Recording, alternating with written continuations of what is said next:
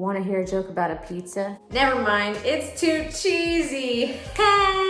Hey everybody, I wanted to start this video off with a joke because it's about to get heavy. I've mentioned before that even though I'm in a really great place now, just mentally and spiritually and all the great things, that the experience I had at the hospital was still pretty traumatic. And I haven't really talked about it that much, so I thought, let me talk about it now. And here's why I want to make this video, because I'm a weird nerd, and before I was going into surgery, I was looking for my surgery on YouTube, and I literally watched the whole procedure of what they were going to do on YouTube. But what I couldn't find was anybody talking about how they were after. I couldn't find a single video of somebody after an orbitotomy. That's what it's called. It's like getting the orbit out of me. Get it? Orbitotomy? Anyways. And so I want to make this video in case anybody else like me is a nerd and is trying to find an after video, because there is hope. People do survive this surgery. But anyways, I wanted to talk about first the medical aspect, and then I'll get into the personal side. So if you're a squeamish kind of person, because I am going to talk about just the ins and outs of all that happened at the hospital, you might want to skip ahead to when I get to the more personal side. But anyways, so to start off, I had 4 surgeries within 5 days.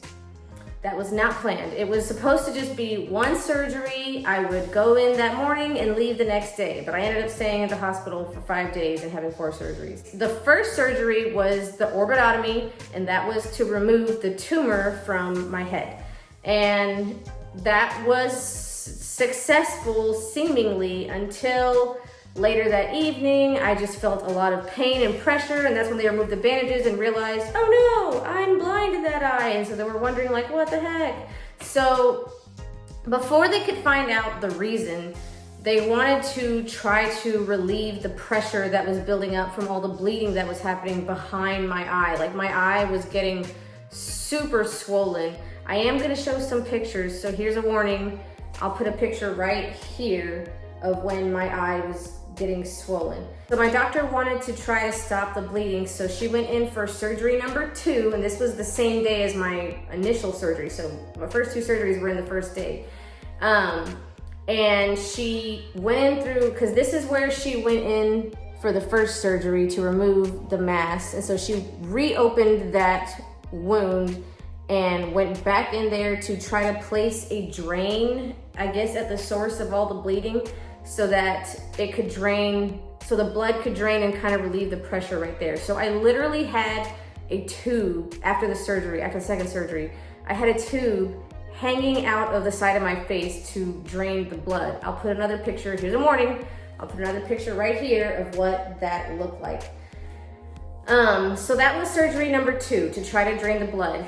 And then the next day, the doctor came to check on me, and there was still just an immense amount of pressure and bleeding going on, and she basically realized that that drain wasn't doing much for me. So if you're squeamish, you might not want to hear this part. She literally was just very nonchalant about it. She was like, oh, this isn't helping you. And so she just pulled the drain out, just pulled it out of the side of my face.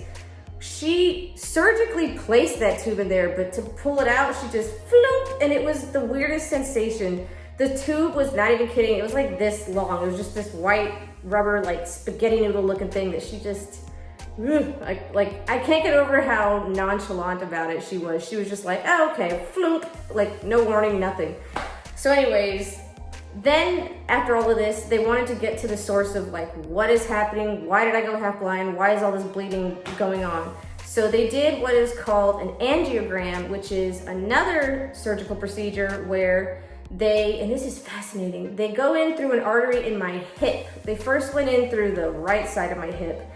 They basically like make a pathway all the way up from my hip to behind my eye, and they sent a camera up there, or some kind of little x-ray machine, where they basically did an x-ray of my head from inside my head. It's mind-blowing, like medical science. And so anyways, that was procedure number 3, just to get a look around.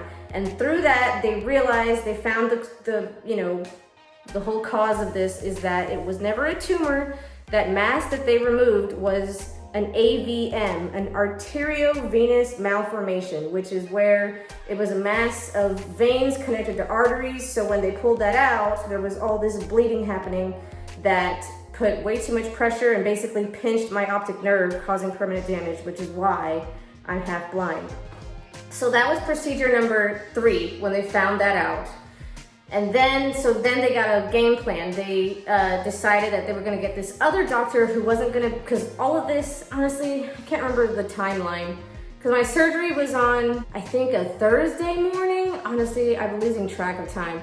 And I think by this time it was like Saturday when they found the cause. And so they told me that there was gonna be a doctor in on Monday who would go in through the other side of my hip, through a different artery, all the way back up there, and he would basically like cauterize all those open veins and arteries to stop the bleeding. That is what happened on Monday. That was my last procedure. But in those 2 days, because the third procedure was on a Saturday, and then the last 4th procedure was on a Monday. Well, in between that time, my eye, the pressure and the pain just kept building up, and my eye was getting super swollen. Here's another picture. Oh wait, hold on. Warning. Here's another picture of my swollen eye. Right there. So, that was the medical aspect of it. After that 4th procedure, you know, long story short, the swelling went down, I came home, now I'm half blind. Now, let's talk about the more personal side of all of this. First of all, I don't know if it was because of the amount of pain I was in or all the medications I was on, or maybe a combination of both, but I had a few hallucinations when I was in the hospital. The first one that I remember is my friend was on the couch in the hospital room, like maybe, I don't know, 5 feet away from my hospital bed. And I suddenly could see like the room was expanding, and the room had a really high ceiling, and suddenly I could feel, and it looked like my hospital bed was just lifting into the air with me in it, and all these green bubbles were around me, and I just looked down, and my friend was like way down there. She looked like a little ant, and like it felt like I was floating in a really high ceiling room. It was trippy. Another hallucination that I had was that I was in the front yard of my aunt's house in Virginia. I have not been to my aunt's house in Virginia since I was 8 years old, so that was really far-reaching in the way back, like, recesses of my mind. And then another hallucination I had was I kept seeing this big, bouldery rock right in front of my face, like right here, and I kept like feeling like I was gonna like knock my head into it. And so my mom even at one point like saw me going like this, like just into the air, trying to move this rock that was there. And so what was trippy about the hallucinations is that with each one, I knew that I was hallucinating. I knew that even though it felt like I was floating in the sky, I knew I was still in a hospital room. And even though it looked like I was in Virginia, I knew that I was in the hospital room. So that was what was trippy about it. Like, it wasn't like a dream. It was like I knew where I was, but I wasn't there. It was weird. Moving on, the whole concept of this eye being blind and, you know, now I have to live a half-blind life, honestly, it didn't really hit me when I was at the hospital because I was just in so much pain from there was an immense amount of pressure going on in my face, particularly, of course, in my eye. And so I was just in so much pain that I couldn't think about anything else. Like, I couldn't process the fact that I was half blind until like a week later when I was home from the hospital. On another note, I also really want to highlight the importance of what you fill your spirit with and what you allow your spirit to receive, just as far as what you're listening to, what you're watching, because in the midst of all of this, I kept hearing worship songs in my head. And even at some points, I would hear specifically the singing of my worship team at my church that I go to and I play the drums with. And that, just having these worship songs playing in my head through all of this craziness, all of this pain, all of this just unknown stuff that was going on, it was comforting and it brought me peace. And honestly, that's what carried me through the whole experience, just knowing that God was with me. And I can honestly say that through everything that happened at the hospital, all those procedures, I never felt scared and I never felt alone, because the entire time I just knew that God was with me. And I knew that if God is with me, that no matter what happens, I'm going to be okay. And I just held on to that. Now, of course, I would get nervous, you know, before every procedure, just because, I mean, it's nerve-wracking when all these strangers you never met are like, you know, plugging different IVs and stuff into you and asking you questions, and you're signing your life away. Like, I signed my life away 4 times that week, where they went through the risks, because, you know, angiograms, there's risks of strokes, there's risk of paralyzation, and they were telling me all this after, you know, one of the risks just happened to me of my first procedure. But I don't know, in the midst of all the craziness, I genuinely never felt scared. If anything, I just worried about what I was gonna look like after all was said and done, because my eye, when I would look in the mirror, my eye was just bulging so much that it like scared me. Like, that was the only thing that scared me, was that, what am I gonna look like after this? I kept thinking of the sloth guy from the Goonies, because I just felt like, is my eye gonna be crooked or like halfway down my face after all of this craziness?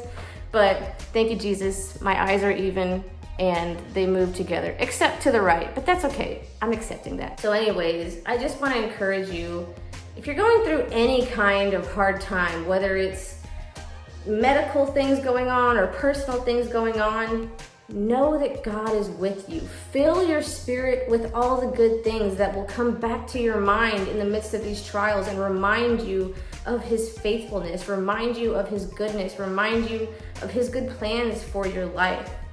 Because that's what got me through all of this. Thank you so much for watching. Follow me on Instagram and TikTok if you're not already, and keep an eye out for my next video, where I'll be talking about the fact that I have to have another surgery on June 10th.